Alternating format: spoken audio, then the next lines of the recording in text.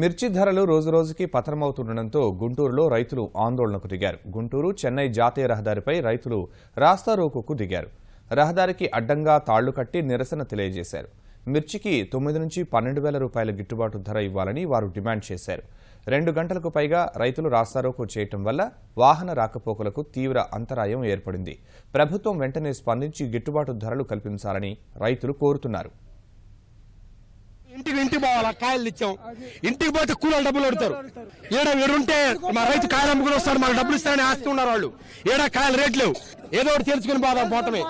ఇవాళ కాయలు వేసుకొచ్చి 8 రోజులు, ఫస్ట్ రోజు వచ్చిన రేటు ఈ మార్కెట్ పెట్టారు. 5,000 కాయలు, 5,000 పడ్డ కాయలు 2,000కి వచ్చింది. ఇలా 30 టికెట్లు వేసుకొచ్చాం. నిన్న వచ్చేసి 39 అడిగారు, కోత కోసారు. వచ్చి నాకు మాకు పనికి రాకుండా వెళ్ళిపోయారు. ఇవాళ అదే మళ్ళీ 3,300కి అడిగారు. మళ్ళీ మాకు వద్దని వెళ్ళిపోతారు. ఏ నీతం అయితే 2,500కి అంటారు. కోసిన కూలికి కూడా రావటంలే. 20 టిక్కెలు వేసుకొచ్చాం. 4 రోజులు అవుతుంది వచ్చి. రేటు పడలా. రేటు వేస్తే నిన్న 3500 వేశారు. 3500 కూలి, కింటాకి 4,000 అయింది కూలి. మేము ఏమి తెచ్చియాలి వాళ్ళకి? మాకు ఎదురు పడుతున్నాయి, కింటాకి 5 రూపాయలు ఎదురు పడుతున్నాయి.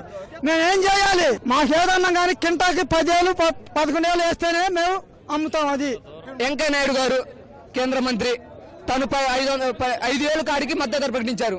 అది మొన్న 2వ తారీఖు అన్నారు. అది ఇప్పుడు కూడా అమలు కాల. 1,500 అన్నారు. ఆ 1,500 కూడా ఇప్పుడు పోయి స్లిప్పులు అడుగుతుంటే అయిపోయిందమ్మా, డేట్ అయిపోయిందమ్మా, ఛాన్స్ లేదంటున్నారు. మా పరిస్థితి ఏంటి?